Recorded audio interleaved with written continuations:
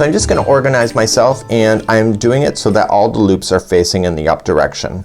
And you just have to want to get yourself organized in order to make it a lot easier for yourself. Now this strand here could be actually over in the other side if you wish. It doesn't matter unless the pattern is telling you that it has to be one way or another.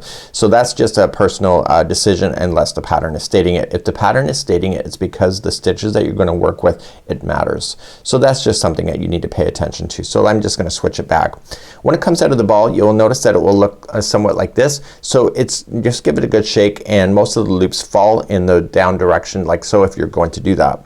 So each one of these stitches or these loops equal a stitch. So it's not like crochet where you crochet a certain amount and then add extra in order to do the next row. So let's just say we're doing 6 loops. So we'll just say 6 stitches. So we count. So 1, 2, 3, 4, 5, and 6. So there's your project right here. So every other loop now from this is going to the yarn ball. So what we want to do is that we want to take the very next loop here, and we want to feed it through the back side. Okay, so watch what I do. I'm going to move it up so that it's coming in front of the project so that I can pull the loops into the project. So I'm just going to take the next loop and just feed it through the back to the front.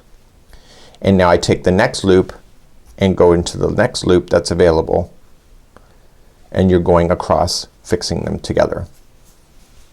And you will get used to this motion. In the very beginning I found it was kind of it's not hard, it's just you're not used to the motion. And as soon as you get to the motion, the quicker this gets, and it really does get quite quick, and it makes it quite addictive at the same time.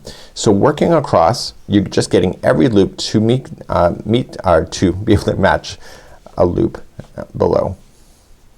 So the trick is that after you get across, what you want to do is that you want to tug up on these. Now because of the way that this is manufactured, you can only tug to the point where it joins. So this makes the tension of it really quite easy, and that everybody's patterns are going to be the exact same size. So just taking it, you can pull up, and what you want to do is that when you pull up, you want to make it look like it's organized. So if there's a twist to it, which is a stitch, if you don't want to twist, you want to tug up so that it looks like it matches.